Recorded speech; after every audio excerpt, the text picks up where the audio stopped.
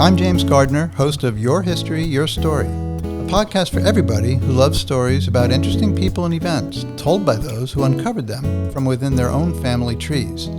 This, we hope, will inspire you to discover and celebrate your history and your story. In today's episode, Team Hoyt, Yes You Can. We will be speaking with brothers Rick and Russ Hoyt. Rick, who was born with cerebral palsy, grew up in a loving family where he was treated no differently than his two brothers, Rob and Russ. When he was 16 years old, Rick approached his dad, Dick, and asked him if they could enter a race together to benefit an athlete at his school who had become paralyzed. Rick wanted to demonstrate that life could be lived fully, despite a person's disability. Rick's dad agreed, and from that point on, father and son became known as Team Hoyt, which competed in over 1,100 endurance events such as 5Ks, marathons, triathlons, and Ironman competitions. Rick and his brother Russ will tell stories about their family, Team Hoyt's racing career, and the Hoyt Foundation, a nonprofit organization founded to help disabled young people through inclusion in all facets of daily life. I'd now like to welcome Rick and Russ Hoyt to our show. Welcome, guys. Thank you for having us. We're happy to be here. Terrific. I'd first like to start off by saying that I was very sorry to hear about the passing of your dad, Dick Hoyt, back in March of this year. I'm very sorry to hear that. I'm sure it's a rough loss for your family. It is. We appreciate you saying that. And we were surprised Dad went when he did, but he went peacefully. So we have nice thoughts about that. Just an incredible man. I've been watching some interviews that he gave, and what a strong, determined man he was. Absolutely. Yeah. Russ, before we get further into your family story, can you tell us about Rick's disability and how he communicates generally and how he'll be responding to the questions I've sent to him ahead of time? Sure. When Rick was born, the umbilical cord was actually wrapped around his neck, and it caused a lack of oxygen, which caused brain damage. And the part of his brain that was damaged is the cerebellum. And when that happens, a disability develops called cerebral palsy. And what it does is it affects his motor skills, but not his intellectual skills. So he can't control the movement in his arms or legs. He can't control how his tongue moves. So he can't speak, he can't feed himself, dress himself. He needs help with all the physical aspects of his life. But intellectually, he hasn't been affected at all. So it's actually a pretty frustrating disability for him because he has all of these thoughts, and he has actually graduated from Boston University and done all these things. And it's a slow process for him because of how he communicates. And the way that he communicates is he uses a computer that has a scanning mechanism. And what the scan does is it'll start at a row of letters. So the first row of letters, there'll be 8 letters. And if he wants a letter from the third row, he has to wait for that scan to go first row, second row. He clicks at the third row, clicks a head switch that's attached to his wheelchair on the third row, and then it'll go across one letter at a time. So if it's the letter E, and if it's the 5th letter in on the third row, he has to wait for that, get the third row, hit a click, and then wait for it to scan across to the 5th spot, clicks it again, and then the letter E will come up into what he's spelling and trying to communicate. That's why we really do appreciate you sending him the questions ahead of time, because it takes so much time to type out the message, and then the computer has the capacity to actually read what he's written. So there's a computerized voice that ends up reading the message that he's written, and that's how he's responded to the questions and participated in the interview. Oh, thank you very much for that clarification, Russ. Sure. So, Russ, can you tell us where you were both born and raised? Yep. We were born in North Reading, Massachusetts. We were raised there for part of the time. Dad was in the military, so we did move quite a bit. When I was about 3, we went to Texas for 6 months because Dad was in military training school, came back to North Reading, and then about 3 years later, he was transferred to Otis Air Force Base on Cape Cod.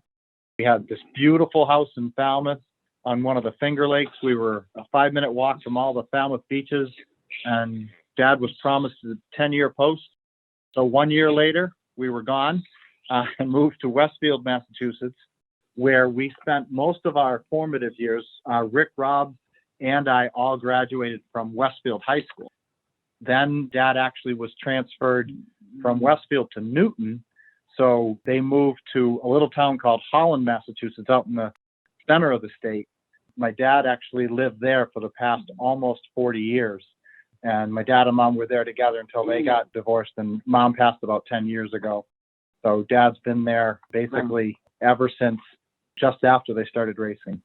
Wow. So you really moved around quite a bit. Was that hard as far as making friends and keeping friends and having to move away and stuff like that?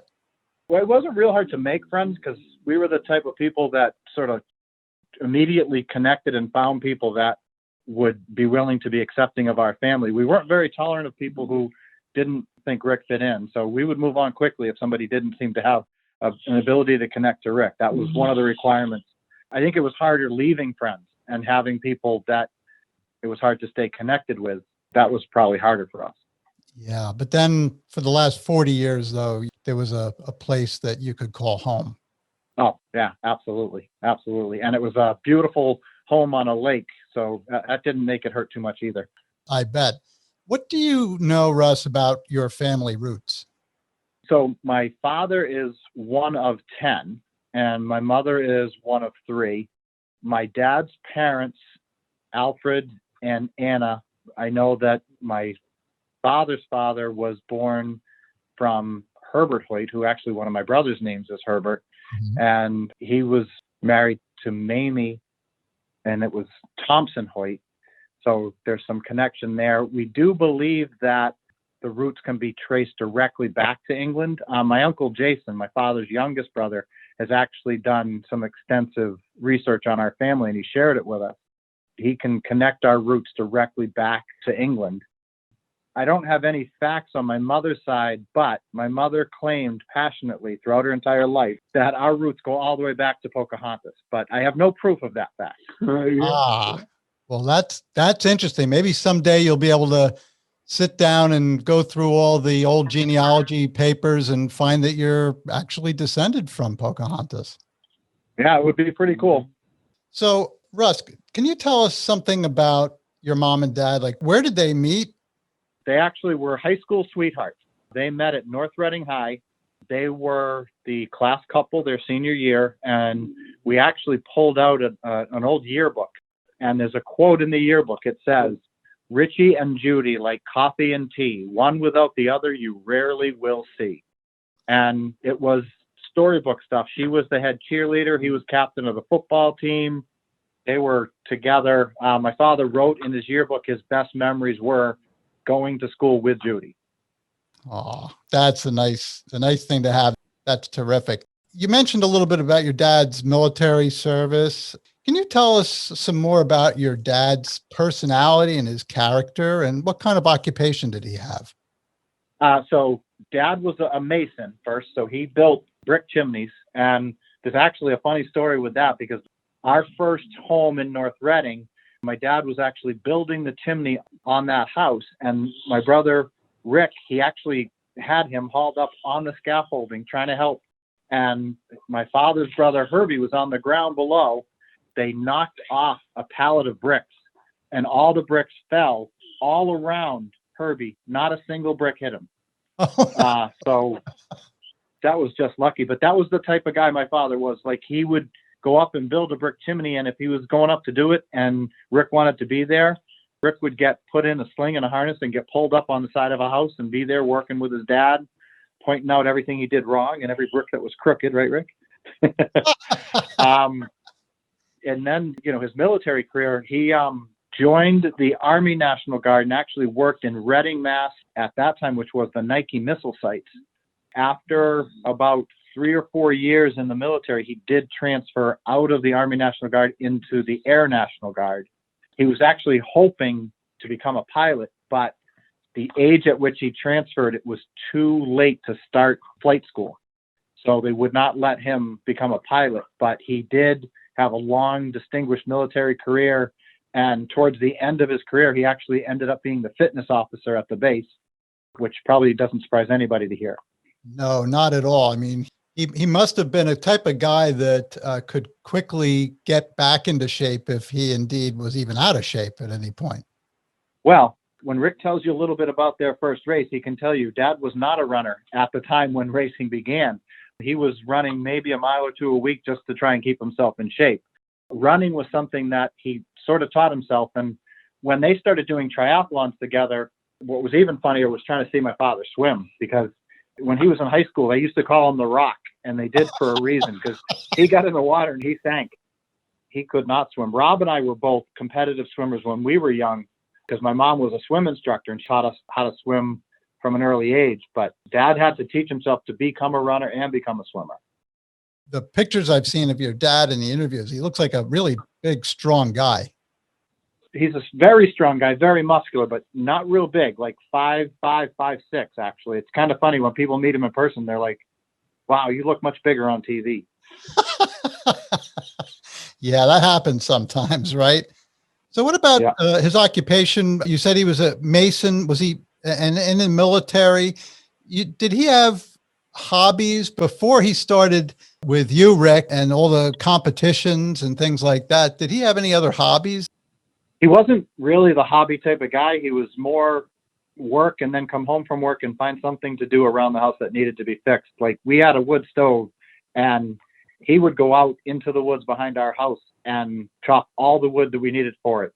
Take an axe, fell a tree, chop it up, split it, and have all the firewood for our home for the winter.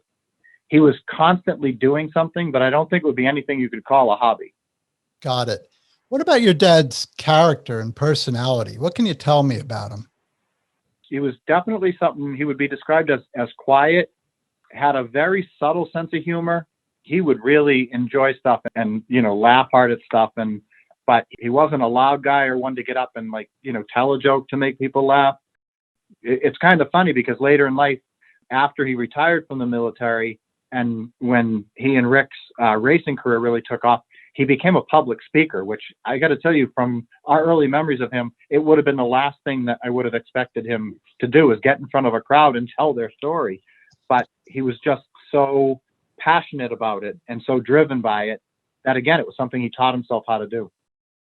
It just sounds like a really amazing guy. What about your mom, Judy Hoyt? Tell us about your mom. What was she like? What did she do? And what was her educational background? So when Mom graduated from high school, she actually went to secretarial school to learn how to type, and she was going to, become a secretary. And when Rick was born, sort of that whole future changed for her. Her projection of who she became changed completely, because she became Rick's advocate and Rick's voice. And when people said things like, Rick can't go to public school, she said, well, yes, he can, and we're going to figure out a way to do it. And she actually became so passionate and prominent of a voice that she got the first ever public education law written in Massachusetts. Chapter 766 was the first. Massachusetts is the first state to ever have a law stating that students with disabilities have to be educated alongside their typically developing non-disabled peers. And she actually got that law passed. My brother Rob tells stories of remembering hiding under Silvio Conti's desk, who was a congressman at the time, because they were there so long, because Mom wouldn't let him leave until he agreed to have the law written and changed. So Rob would go and play under his desk because Mom was going to stay there until he was convinced that what she was telling him was right. She was going to be a fixture in the office. Absolutely. Then later in life, she actually got her master's degree at the University of Massachusetts. They had University Without Walls, and she actually got her degree in human services. And then she started a human service agency called ASHES. It was the Association for the Support of Human Services. And that agency's sort of jewel was the first ever summer camp that supported children both with and without disabilities. So basically what she did is she created a camp where her three sons could go to summer camp together. And the joke in our house was her real motivation was just to get the three of us out of the house. I bet. 3 boys. I can imagine what's going on in your house. Did anything ever get broken in your house? Did anything not get broken in our house is probably an easier question to answer. We used to have these yellow chairs that would spin, and we would actually play football So we would give Rick a football, and then Rob and I would run and hit the chairs like blockers, and then go back and push Rick's wheelchair like he scored a touchdown going through the chairs. So they did not last too long at all. I wouldn't think so. Did your mother say this is why we can't have nice things? Oh, all the time. All the time. Oh, man. Well, this is a great segue into my next question, Russ. What are some of your earliest family memories growing up? You've already started to tell us a few things, but what do you remember about, the three of you and your mom and dad? We used to camp a lot when we were kids. We had a tow-behind trailer that Dad would drive to the campgrounds. And one of the vivid memories I have, because it happened several times, is now my mom was a swim instructor, so Rob and I could both swim basically from the time we could walk. So when I was probably a year and a half old, Rob was about 5 and Rick was probably 8. We would pull into a campground. Mom and Dad would say, "You guys go to the pool. We're setting up the campsite." So here would be Rob pushing Rick's wheelchair down to the pool. He would unbuckle Rick, throw him in the pool, and then turn around and set up our stuff. I, being like a 1.5-year-old, would walk to the deep end of the pool, jump off the diving board, swim to where Rick was, and then Rob would jump in the pool and pull Rick off the bottom of the pool, and Rick would come up with water streaming out of his nose, and as soon as he was able to catch his breath, he would just be laughing hysterically. And everybody else at the campground was running around in horror trying to find out who the horrible parents were that let these 3 kids roam like crazy and throw this poor wheelchair-bound kid in the pool.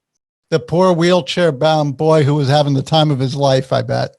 Oh, absolutely, and would have it no other way. We told you about that house at the Cape. We had this house. It was right on a Finger Lake, which came directly off the ocean.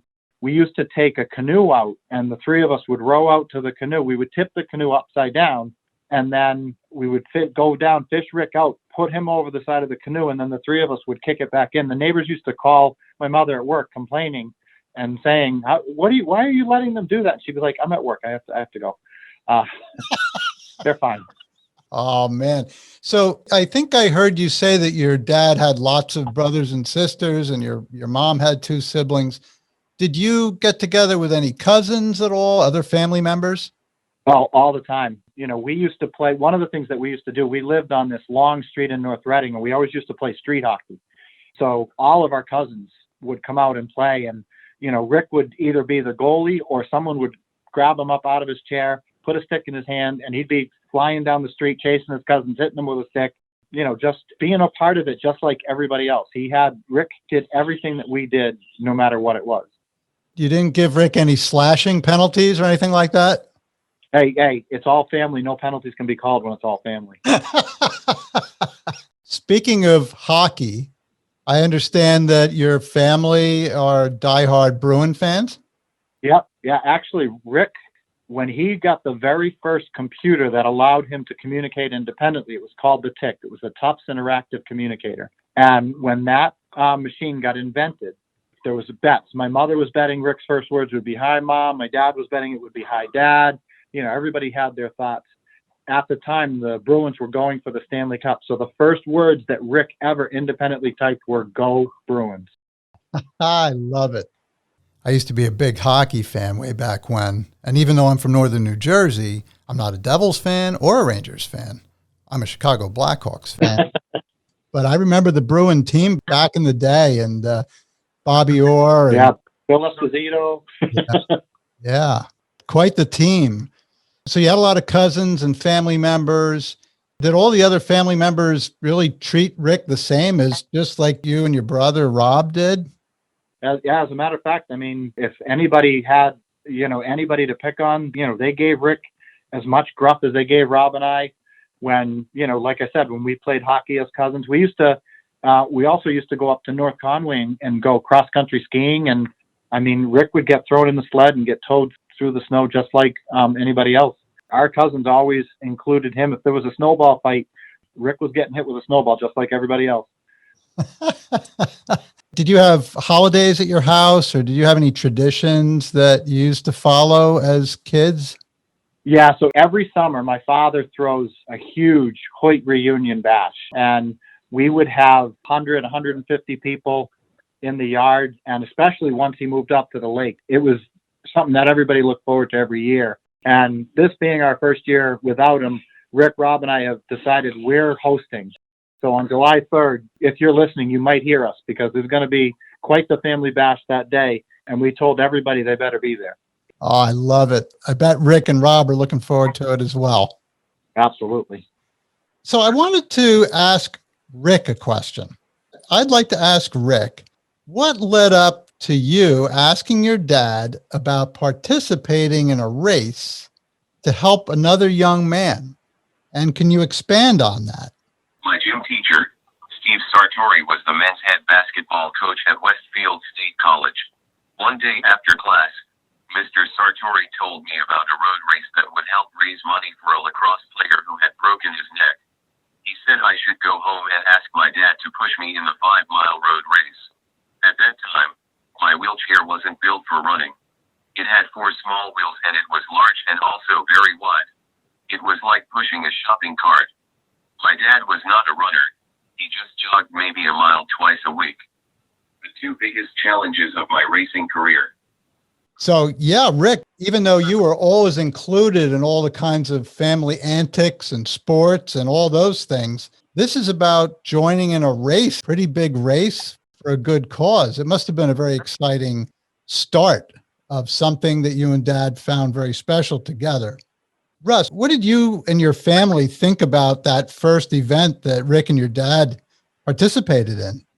It was actually really cool for us, James. One of the things that had always been great about our family is we always supported each other in all of our endeavors. And Rob and I did a lot of athletics from a young age. We played Little League and played soccer and Pee Wee football and stuff. And Rick was always there supporting us. So this race actually gave us an opportunity to be able to go and cheer him on and be on the sidelines for an athletic endeavor that he participated in. It was really cool to be able to support him in a way he had always supported us. Oh, that's terrific. It sounds like your family was pretty competitive, and this gave an opportunity for the whole family to support each other in a very competitive endeavor. That sounds great. It must have been a lot of fun. What do you remember about that day? What do you remember about watching that first race that your dad and Rick were in? What I remember most is when we got home after the race, Rick got on that computer and he said, "Dad, when I'm racing, it feels like my disability disappears." Oh, man. And that was the moment when you could see it in my father's eyes that this was going to become something bigger. I don't think we ever thought it was going to become as big as what it was, but you knew that that was not the last time that they were going to run together and that something special was going to come out of it. Wow. Russ, how did your mom feel about these new developments? I think at first she was all in. It was another avenue. It was another way to show that Rick belonged right alongside everybody else, whether they had a disability or not. I think sometimes she would get concerned about Rick's physical ability to be able to endure sitting in the chair for a race and, you know, how he might eat and get the nutrition that he needs the day of the race. You know, I mean, she was worried about sunscreen. I mean, she was a mom, you know, she was worried about the things that moms worry about with their kids. Was she also worried about your dad's health? Because you said he was running maybe a couple miles a week or something. This is now he's starting to train for something more. Was she concerned about your dad's health? I think she always thought that whatever was put in front of him, he was going to accomplish because it's just who he was. So I don't think she ever really worried about that. So you kind of knew that when this first event happened, that it wasn't going to be the last. Russ, can you summarize some of the events that your dad and Rick competed in over the years? Yeah, so they have completed over 1,130 different events. Wow. And when you start to look at what all of those were, they ran the Boston Marathon together 32 consecutive years. They completed 7 Ironman distance triathlons. So the first ever was the Ironman Canada, and that got them going on that. Their ultimate victory in the Ironman was completing in 1989, completing the Ironman Triathlon Championship in Kona, Hawaii. That was just an absolutely amazing event. They have done the Falmouth Road Race 37 consecutive years together. And then, you know, there's many 5Ks. There are many triathlons. There was one summer where they completed a complete triathlon series that was put on here in the New England. So they completed one triathlon in every New England state. They also completed the Ironman Germany. They completed an Ironman in Japan and a smaller race in Japan and a smaller race in El Salvador. So, I mean, even traveling internationally and being able to complete races all over the world is part of that 1,130 plus event. That is so incredible to me. I have done a lot of 5Ks. I've done a lot of 10Ks. I did one half marathon with my wife. I thought to myself, when we finished that 13th mile, I couldn't fathom having another 13 miles to go. And we were just wiped out. I wanted to look up what exactly was involved in an Ironman triathlon that Rick and your dad participated in. And it tells me that it's a 2.4 mile swim, a 112 mile bike ride, and a 26.2 mile run. Rick, that is amazing. Don't know how you guys did that. It's crazy. The one in Hawaii too, when you get out on that bike, the temperatures on the lava fields get up over 110 degrees. So, you know, you're fighting wind and heat, and it's just it's an incredible environment to race in. Wow. So what really prompted your dad and Rick to continue to compete in these very challenging and strenuous activities? I can't imagine that it didn't require a whole ton of training on top of the actual events themselves. Yes. Yeah. And I think one of the things that happened is people decided that they were going to tell my father and tell Rick no. And that's one of the biggest mistakes you can make. The Boston Marathon, the first time they said no, they ran as bandits, went down to the Marine Corps Marathon and actually ran a 2 hour and 40-minute marathon, and then qualified for Boston under Rick's age, not my father's age. They qualified under Rick's age so that the next year they had to be admitted because they were qualified runners in the Boston Marathon. Then Dave McGilvery, who is the race director for the Boston Marathon, approached my father one year and he said, you know, I think you'd be a great triathlete. You should try it. And my father's response was, well, I got to be able to do it with Rick. And Dave was like, well, no, what do you mean? What do you mean? And then he asked my father again, and my father said, well, we got to figure out a way to do it with Rick. And Dave's like, oh, all right. And they did. They got a boat and they got a bike, and they just found a way to say, yes, we can. I mean, that's their motto. So you can't say no, because yes, we can is what you're getting back. No no's to the Hoyt family. That's it. Yeah. Oh, I love that. That is just such an incredible story. You know, I think about the training that's involved, and I think about the fact that for Boston, they had to qualify under Rick's age. And how old was Rick when they had to qualify? 18, 20. Yeah, 20. He was 20 years old at the time. Oh, my goodness. So the standards or the qualification time must have been extremely aggressive. Yeah, I want to say it was something like, it was under 3 hours. And that's when they went down to the Marine Corps Marathon in Washington, D.C. and ran the 240. So they were well under what they needed to be. And it's a time where, I mean, even today where races are getting faster, if you look at a 240 marathon and think about the people who are able to do that, that's quite a run. That really is. And Rick, I want to tell you that my half marathon time was 2 hours and 45 minutes. So you and your dad finished a marathon in less time than it took me to finish a half. Congratulations on that. So, Russ, how did you and other family members participate in or support these events? Well, you know, it was a total struggle having to go to Hawaii 6 times. That was just, you know, it was a real struggle. Poor guy. What a terrible affliction. And yeah, I had to celebrate my 21st birthday in Hawaii and my 50th birthday in Hawaii. So it's a definite suffer in my life. We've been able to be the support crew. We're able to, you know, help get the boat to the water, make sure it's pumped up. We're able to make sure that the bike is in the right spot in the transitions, and hold the bike while Dad transfers Rick from the boat to the bike, gets himself set, takes off on the bike, be there to hold the bike while the running chair is set up, and move on. So basically trying to be the support crew for an event like the Ironman in Hawaii, we're out there for weeks, so we would stay in a condo and we would take turns preparing the meals and making sure that everything was taken care of that needed to be so that they could be ready to perform. Rick, did you ever preside over any luau's or anything like that? Oh yeah, quite a few. He's got a big smile on his face, so I know he did. And Russ, I know you were very athletic. You said you used to wrestle, right? Yes. Yep. I wrestled in high school and got a college scholarship. So I was able to wrestle both in high school and college. And Rick was actually one of my biggest cheerleaders. And there's a little bit of a funny story. When I was in high school in Westfield, our coach had a very tight relationship with another coach in upstate New York. So we would alternate years. And my junior year, we went to New York and wrestled. And the way the gym was set up, the bleachers were on one side, but we couldn't get Rick's wheelchair up. So Rick was actually sitting behind our bench. We couldn't see him because we're facing the mat. So the crowd's looking. Rick got so excited during my match, he actually hit himself in the face and was bleeding from his nose. And we're all sitting on the bench and we didn't know what was going on behind us. And people in the crowd are standing up and screaming. They're like, he's bleeding, he's bleeding. And people are looking at the mat going, there's nobody bleeding. Both wrestlers are fine. What are you?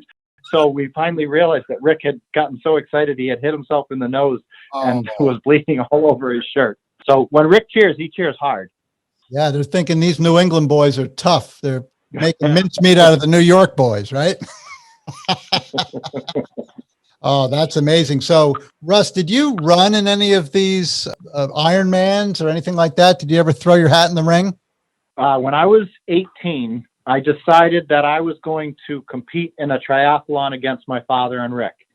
At the time, being 18, training to me was not something that I needed. I was 18. I was invincible. Mm-hmm. And I had been a competitive swimmer earlier. The way the triathlons were set up, because of my father and Rick being in the boat, they would get a 15-minute head start, and then the rest of the wave would start. So when I came out of the water, they told me I was only 5 minutes behind. So I had made up 10 minutes on the swim. And this particular race happened to be in Fairleigh, Vermont. And the race, you went about a half mile out, and the second mile was a hill that just went straight up. And I caught them on the hill. And as we're going by, I said to my father and Rick, I said, I'll see you at the finish line, guys. I'll be sitting under a tree, drinking a beer, waiting for you to finish. I finished the bike, got off the bike, and I was informed that I had about a 30-minute lead on them. And the run that day was a 5.7-mile run. I got off the bike and realized training has a reason. I could not move my legs. My legs were just shot. So I just started to shuffle along and, finally got enough of my muscles loose to actually break into a slight slow jog. I got to the 5-mile mark and had the worst thing in the world I could have done. Thought to myself, I've got this. No way they're going to catch me now. The next thing I hear is, woof, woof, woof. It's the wheels on Rick's chair spinning as my father goes flying past me. And I hear, got to win it with your legs, son. So when I finally shuffle to the finish line, I look over and there's Rick's wheelchair next to a tree. And my father's leaned up against the tree, drinking a beer. Saying, here I am, son, sitting under a tree, drinking a beer, waiting for you to finish. So you're underneath the tree, taking it easy, Rick. Did you happen to wave to your brother as you passed him? He didn't wave. No, he laughed. He laughed as loud as I've ever heard him laugh in my life as they went by. He was enjoying that to the nth degree. So, in being the competitive family that we are, the next year I trained and we ran that same race again, and I beat them by 1 second. Yes. And then I retired from racing forever with a 500 record. I noticed that Rick was enjoying that victory of his again on the call right now. Oh, yes. I would imagine you'd have to carry a lot of water in those types of races to keep hydrated. So at the time when, like the Ironman especially, what my father would do, the bike he had designed actually has Rick sitting in front of him.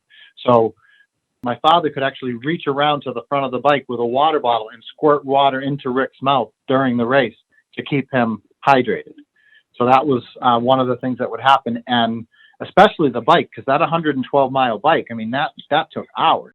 And that was the difficult part of the race, for them to be able to take care of Rick, both getting some nutrition and staying hydrated. Definitely. A lot of conditioning involved there. Yeah. So, Rick, I want to ask you another question. Can you tell us about a few memories about the most challenging and exciting times during the time you and your dad were competing? The two biggest challenges of my racing career happened in Boston and Hawaii. In Boston in 2013, when the bombs went off, my dad and I were still on the course and we were told we had to stop. When they told us why, I was scared because I knew that my brother Russ, his wife Lisa, and his sons Troy and Ryan were waiting at the finish line for us. Later, when I heard they were okay, I felt like I could breathe again. In Hawaii in 2003, my dad and I had a great swim and we were flying on the bike, and then it happened. We crashed. The bike swerved and then flipped and my dad went down hard. An ambulance took us to a hospital on some faraway part of the island I had never been to. At the hospital, they took my dad away to examine him, and then the doctors were examining me, and because I couldn't talk, they x-rayed every part of my body, even my toes. I was scared because I thought Dad was hurt and they wouldn't let me see him. When Rob and Russ arrived, I spelled to Russ, "Is Dad okay?" Just then Dad walked in the room covered by bandages and said, "I'm fine. Do you think we can still finish?" We all laughed, and then I knew we were both okay. My two best memories of my racing career are also from Boston and Hawaii. In Boston, my best memory is of the crowds along the course during the 1993 Boston Marathon. It was a few weeks before my graduation from Boston University. All the way from Hopkinton to Boston, the crowds had signs that read, "Congratulations on your graduation." Or they were yelling congratulations as we ran by. In Hawaii, when Dad and I completed the Ironman triathlon, it was amazing. It was almost midnight and the crowds at the finish line were so packed with people I couldn't believe it. The crowd was roaring, and Dad and I felt like we were flying as we passed other runners trying to finish. Then my mother and brothers were there spraying us with champagne. It was great. Wow, those are great stories, but I got to say that you must have been terrified, both with the bombings that took place at Boston. I remember when that happened, such a terrifying event, and to think that you guys were in that race. And then the crash. I mean, here you, here you both end up in the hospital, and your father wants to make sure he's going to finish the race. Boy, what's that stick-to-itiveness? That is strength of character and purpose. That is just tremendous. I've had a little bit of a shin splint and I'd call it quits, you know. Those are really amazing events. And I think about the champagne being sprayed on you and just the excitement of coming across those finish lines for those incredibly difficult events that must have really tried you, Rick. It must have really a tough situation to muscle through those runs and to be in the middle of the thick of all those people and competing with your dad. All of those races must have been a really wonderful experience for not only you and your dad, but for your brothers and your mom, and for all the people out there who draw such inspiration from you and your dad. We've actually had people reach out to the family and tell us that we've had people tell us that they feel like it has saved their lives. People who were on the couch, had given up on trying to do anything fitness-wise, given up trying to do anything to help themselves because they couldn't find motivation. And then when they saw my father and Rick out there, they said, I got up off the couch and I started to do things to make myself get stronger and be better and eat right and find ways to become physically fit. And, so people have told us stories that, it's just humbling to hear that.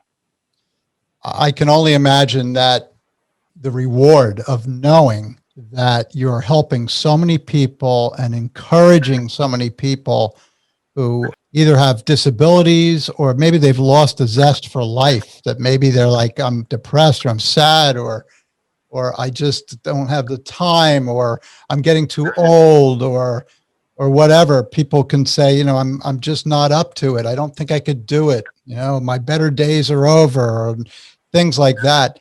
And here they see this tremendous determination, along with a lot of hard work, because you had to be ready for those races. Absolutely. And I think one of the things that some people don't realize too is the physical toll that it actually takes on Rick's body to participate in these races. He's not just sitting in a chair. I mean, his body fights himself all the time.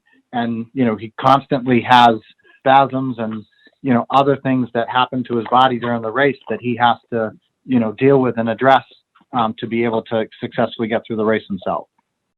Yes, I did want to ask, maybe Russ, you could answer this question, is during the races, not every course is straightforward. There's turns and hills and all those things.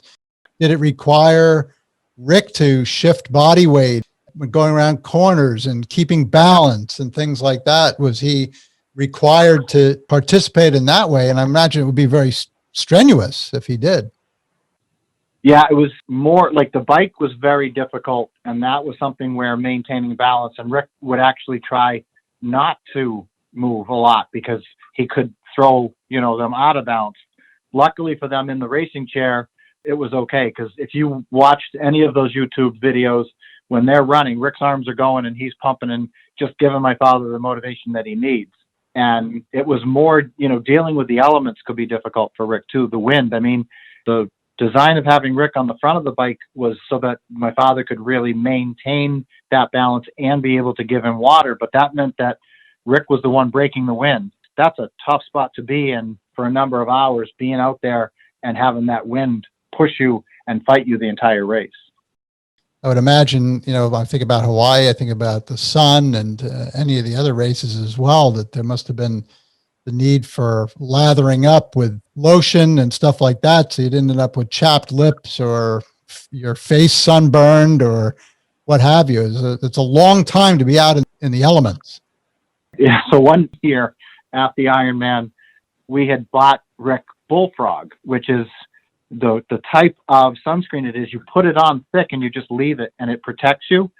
But my mom was the one who got a hold of it, and she didn't know how Bullfrog worked. So she put it all over Rick's face and tried to rub it in as you would regular sunscreen.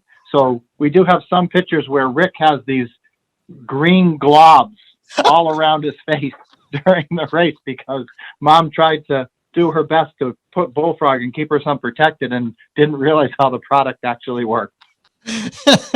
I can only imagine what that looked like. Oh, I'd love to see a photograph of that if you can send it to me. Yeah. I don't know if we have one of those. We'll have to look.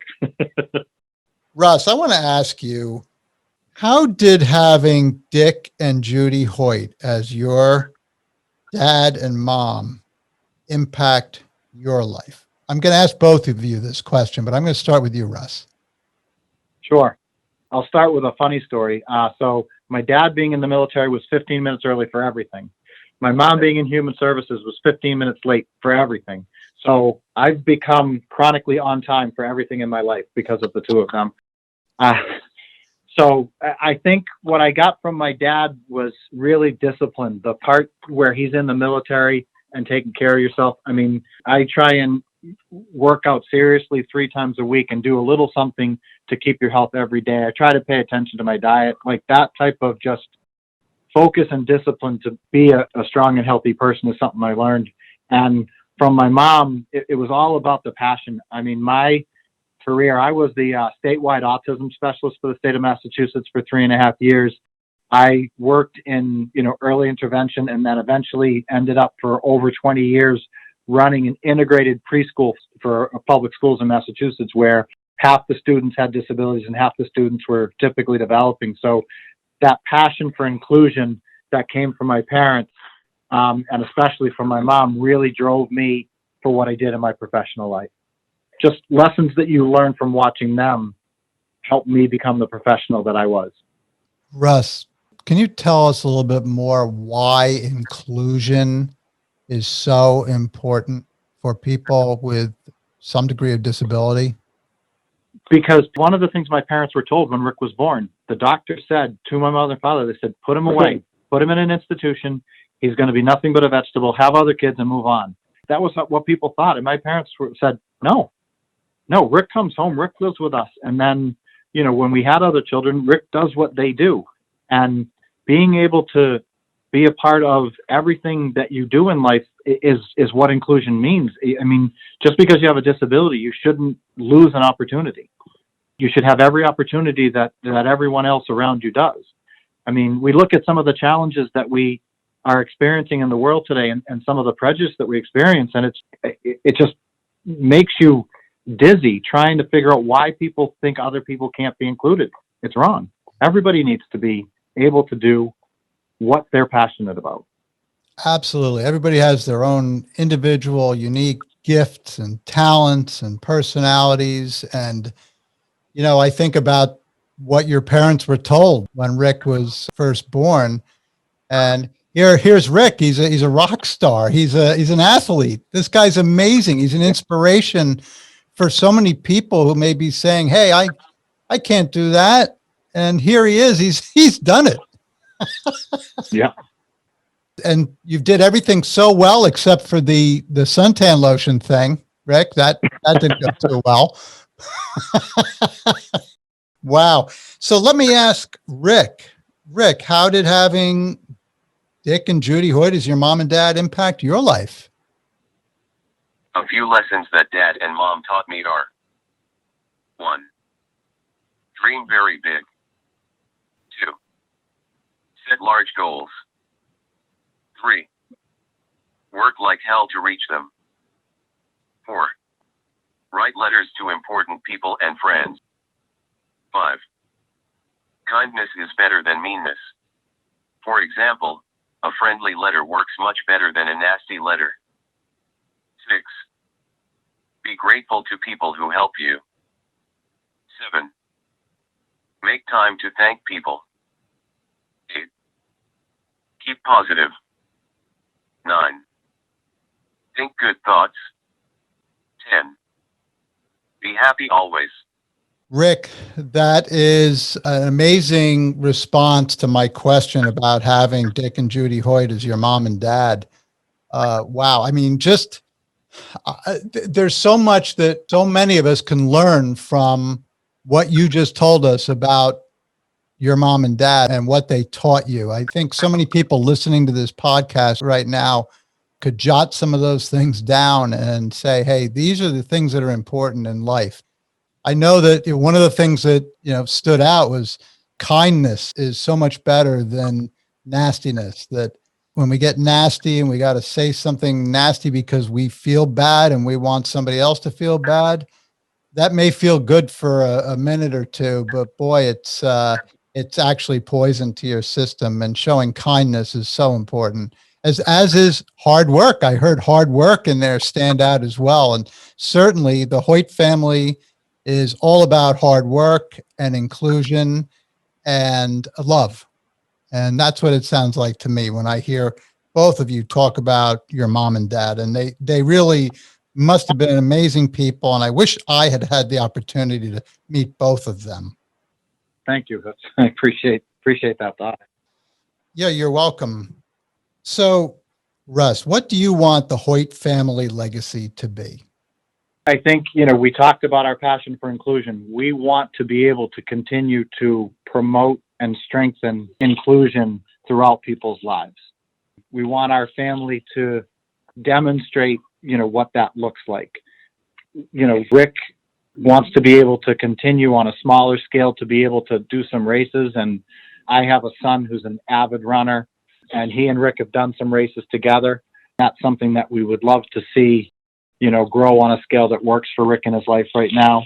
And when they run, they want to run alongside people, whether they're in a wheelchair or runners who aren't in a wheelchair. It's being included in a race just like everybody else. That's the type of thing that they want to do. And we'd like to see the work that my parents did come back together.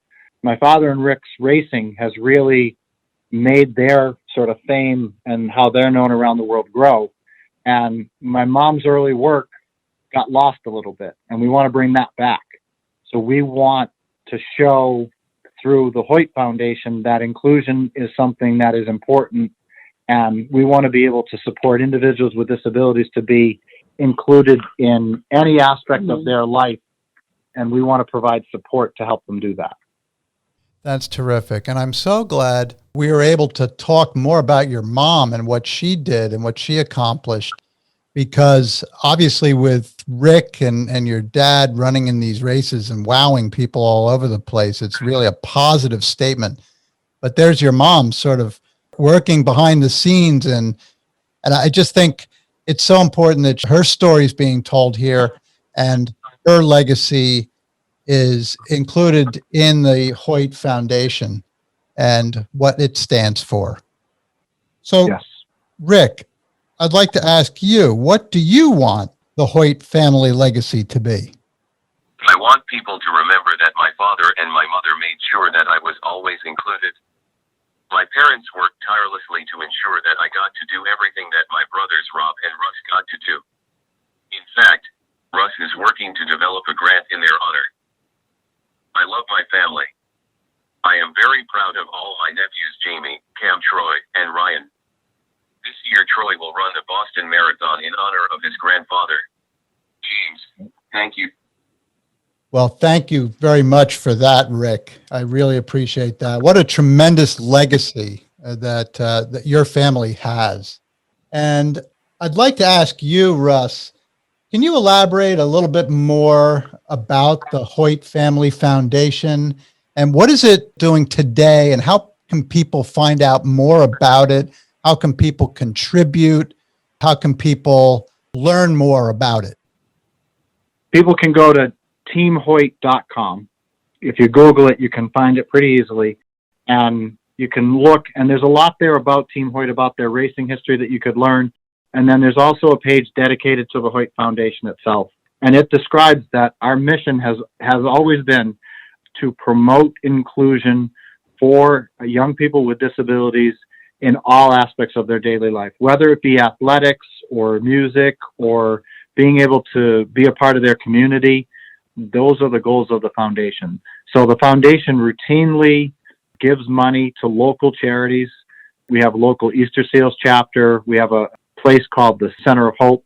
We have another agency called Venture, and they all provide opportunities for individuals with disabilities to gain the skills that they need to participate in life alongside their non-disabled peers. So we will continue to support those agencies and continue to grow those efforts locally in the central part of Massachusetts where we live. But we're also going to expand that effort, and we're actually going to create the Dick and Judy Hoyt Inclusion Grant. And that grant is actually going to provide money to individuals to provide them whatever it is that they would need to be better included. So if it were an athlete, and say it was someone who needed a leg with a ski on it that would allow them to participate as part of the ski team, or if it was some type of a specialized instrument so that they could be a part of the school band, or if it was a van that would allow them to join the chess club because everybody else can just hop in a car and they happen to need a van with a lift. Whatever it would be that would allow an individual to be included alongside their non-disabled peers, that's going to be the goal of that grant. And that's going to be sort of the next evolution of the Hoyt Foundation. I think it's terrific. I am just amazed at the work that your family has done over the years. And how long has the foundation been in place? Actually, since 1989, the year after the completion of the Ironman by my father and Rick was the year that the foundation came to be. That's amazing. I just hope that our listeners can check out your website to learn more about Team Hoyt and your foundation and the amazing work that you're all doing. I think it's just so vital. You know, to be honest with you, you've inspired me to dust off my sneakers and get back out and start running again. I'll tell you, I'll be 63 in July, and I start thinking to myself, oh, it's too late. I'm going to get injured, or I'm going to fall over a curb or something like that. And then I'm so inspired by your family's legacy. I'm looking forward to find out what Troy's time is in the Boston Marathon. Yeah, we're not sure what to expect because it's going to be his first one. So the fact that he's actually going to run to honor Granda, as he calls him, we're excited about that too. Now, tell me this. Who's going to be training him, you or Rick? we're both going to be motivating him to get trained. He's actually going to get some training advice from some people that know what they're doing. So he's actually talking with Uta Pippig. She's been sending him some schedule, and he's actually been able to talk to Dave McGilvery, who's an amazing runner in addition to being the organizer of the marathon. And he's gotten some support from both his high school and his college coach. So I think he's well schooled. So Rick and I, instead of coaching him, we're just going to motivate him. We're going to scare him to run faster. I love it. Rick, I want to ask you, do you have any plans to continue to race? And if so, with whom? Unfortunately, my recent battles with pneumonia have made it so I cannot endure longer races anymore. So I will not run the Boston Marathon anymore. However, I will run shorter races like 5Ks. When I run, my nephew Troy will push me. I want to encourage anyone who wants to be a part of Team Hoyt to consider running for our charity team. Reach out to us at teamhoyt73@gmail.com and we will get the information to you. James, thank you for having us be a part of your podcast. I'm the one who should be thanking you because this has been a wonderful story. I appreciate both of you taking the time.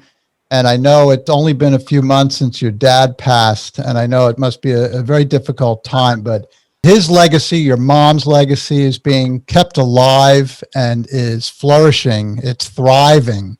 I'm going to be getting on that website and check out to see how I can help out and how I could join Team Hoyt, because you guys are just amazing and your family is. So thank you both again for your time. I hope we can stay in touch. And I look forward to seeing what other fantastic things are going on in your family and with your foundation. Thanks, James. We would enjoy keeping in touch as well. It was great talking with you today. Okay, guys, have a great evening. Thanks, you too. Bye-bye. So, for all of our listeners, keep discovering and telling stories that inspire you and others. Have a great day. Thank you for joining us for this episode of Your History, Your Story. Please subscribe, share, and check out our website at yourhistoryyourstory.com for episode notes and bonus content. We'd love to hear from you if you have any questions, comments, or a story to tell. Be well and God bless.